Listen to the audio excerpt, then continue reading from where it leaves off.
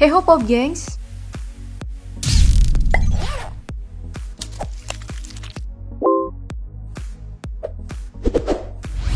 Menjadi salah satu sarana hiburan di Indonesia sejak tahun 1962, televisi sudah melekat dengan berbagai elemen masyarakat.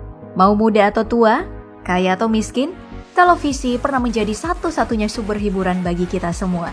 Nah, ngomongin tentang TV, kondisi pertelevisian kita memang masih jauh ya dari kata sempurna. Hal itu bisa dibuktikan dengan mudahnya acara-acara TV Indonesia menjiplak acara-acara viral yang berasal dari luar negeri. Contohnya saja yang ada di video kali ini, program TV Indonesia yang meniru acara luar negeri. Jika kamu merupakan salah satu orang yang mengikuti perkembangan tren hiburan dunia, maka kamu pasti tahu dong dengan serial Netflix paling hot, yaitu Squid Game.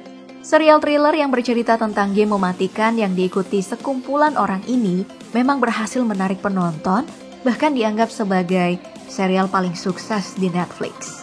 Pada tanggal 22 dan 23 Oktober 2021 kemarin, ada nih acara TV di Indonesia, yaitu dari Jendela SMP yang menggemparkan jagat maya dengan merilis episode berjudul Dolanan Games.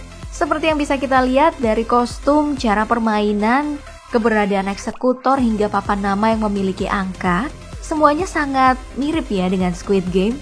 Jadi sinetron ini tuh nggak bisa ngelak kalau ide Dolanan Games itu tercipta dari ramainya Squid Games. Nah, karena tindakannya ini, sinetron dari Jendela SMP pun menjadi perhatian, bahkan mendapat tanggapan dari Ernest Prakasa yang menanyakan letak malu dari stasiun TV swasta yang menayangkannya. Selain itu, ada juga nih tanggapan yang berasal dari admin Netflix Indonesia dengan memposting meme Gi-hun karakter utama di Squid Game. Kira-kira apa ya artinya? Dari Dolanan Games milik dari Jendela SMP, sekarang kita pindah nih ke Ganteng-Ganteng Serigala. Sinetron yang diputar pada tahun 2014 hingga 2015 ini tentu saja masih teringat jelas dalam ingatan kita. Ya, karena dari sinetron ini nih, entertainer terkenal seperti Jessica Mila, Prilly Latukonsina, dan Aliando Syarif mendapat panggung yang melambungkan nama mereka. Sinetron yang diproduksi selama 2 musim ini pada awal pemutarannya mendapat banyak kecaman karena kabarnya sangat mirip dengan seri film Twilight yang lagi naik daun pada saat itu juga. Ya emang sih tema vampir-vampiran udah umum banget digunakan. Tapi karena timing dan berbagai kemiripan ganteng-ganteng serigala pada waktu itu, gak bisa menampik rumor tersebut. Mulai dari tema, benang merah, penokohan, hingga kisah cinta berbeda ras sangat mirip dengan cerita Twilight.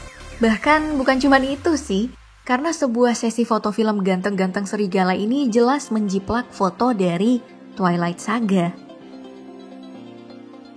Sekarang mari kita pindah ke film anak-anak yaitu Band 7 yang diputar pada tahun 2009 kemarin.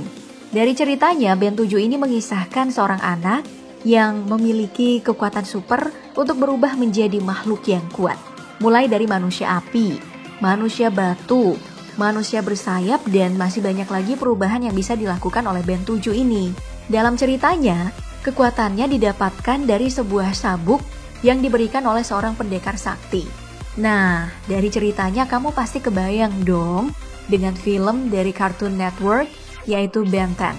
Ya, meskipun plotnya diubah dikit karena tidak memasukkan alien dalam cerita dan menurunkan jumlah perubahan dari angka 10 menjadi angka 7. Film Ben 7 tadi udah jelas menjiplak Ben 10 ya, mulai dari nama karakter utama hingga perubahan yang hampir mirip. Jadi bukti nyata tentang proses menyontek yang dilakukan pihak TV kita. Waduh, kok bisa ya ngambil momen gini mulu? Berikutnya ayo kita bahas sinetron Bastian Steel Bukan Cowok Biasa. Bagi kamu yang nontonin Bastian semenjak di Cowboy Junior, kamu ngikutin sinetron ini juga gak sih? Nah, bagi yang gak ngikutin, sinetron ini tuh diputar pada tahun 2014 kemarin oleh salah satu TV swasta di Indonesia. Dalam ceritanya, sinetron ini memiliki latar sekolah sihir, di mana Bastian dipercaya sebagai anak ramalan yang katanya memiliki kemampuan dahsyat untuk mengalahkan penyihir jahat di dunia. Nah, dari plot cerita tadi, kamu pasti udah tahu dong sinetron ini niru film apa? Yup, bener banget. Bastian Steele Bukan Cowok Biasa ini meniru film Harry Potter. Mulai dari tema hingga nasib tokoh utama sampai kacamatanya itu sangat mirip, yang membuat pihak Bastian Steele Bukan Cowok Biasa nggak bisa mengelak. Ya untung aja film ini hanya bertahan 1 bulan dan nggak dilanjutkan lagi, karena kalau dilanjutin bisa-bisa pihak TV-nya didemo sama penggemar veteran Harry Potter. Masih dari film yang berhubungan dengan Bastian Steele, sekarang kita pindah ke film berjudul Malaikat Pelindung. Bagi kamu yang jadi penggemar veteran film Goblin yang berasal dari Korea Selatan, cuman dengan sekali kling-kling, sekali kedip aja nih, sepertinya kamu udah bisa bilang kalau film Malaikat Pelindung ini nyontek film Goblin, drama Goblin. Mulai dari tema pakaian, penggunaan aksesoris, sampai plot cerita, sinetron ini tuh gak bisa bilang kalau dia gak nyontek Goblin. Ya untung aja pada saat konsep dari sinetron ini mengalami kontroversi luar biasa, pihak TV-nya batal menayangkan Malaikat Pelindung tersebut. Hal ini sih emang harus jadi perhatian kita semua. Karena kalau enggak ya sampai kapan film-film atau sinetron-sinetron kita nyontekin drama dari luar negeri. Oke, dari film anak-anak sekarang ayo kita pindah lagi ke sinetron cinta-cintaan lagi.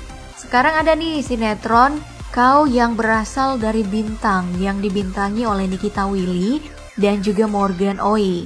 Sinetron yang diputar pada tahun 2014 ini bercerita tentang kisah cinta seorang artis dan juga seorang pria tampan yang ternyata alien. Dalam ceritanya, drama ini tuh mirip banget dengan sebuah serial Korea terkenal yaitu My Love from the Start yang rilis pada tahun yang sama. Terang aja kedekatan produksi ini dengan boomingnya drama Korea tersebut menyebabkan sinyal-sinyal netizen menuduh kalau sinetron ini nyontek full dan jadi viral di mana-mana.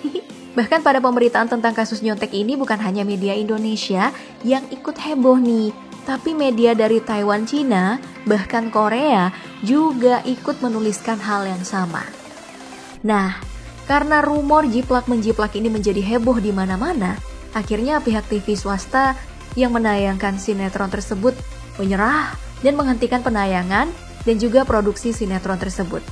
Ya, semoga aja hal ini jadi pelajaran besar buat pihak TV-nya dan gak ngelakuin hal yang sama lagi. Apalagi yang dicontek ini Korea. Tahu sendiri kan fansnya kayak gimana? Nah, itulah tadi video kali ini tentang program TV Indonesia yang meniru acara luar negeri. Menurut kamu, acara TV Indonesia tadi yang paling membagongkan yang mana? Sebutkan jawaban kamu di kolom komentar. Tapi kalau Mimin sih masih band 7 tadi.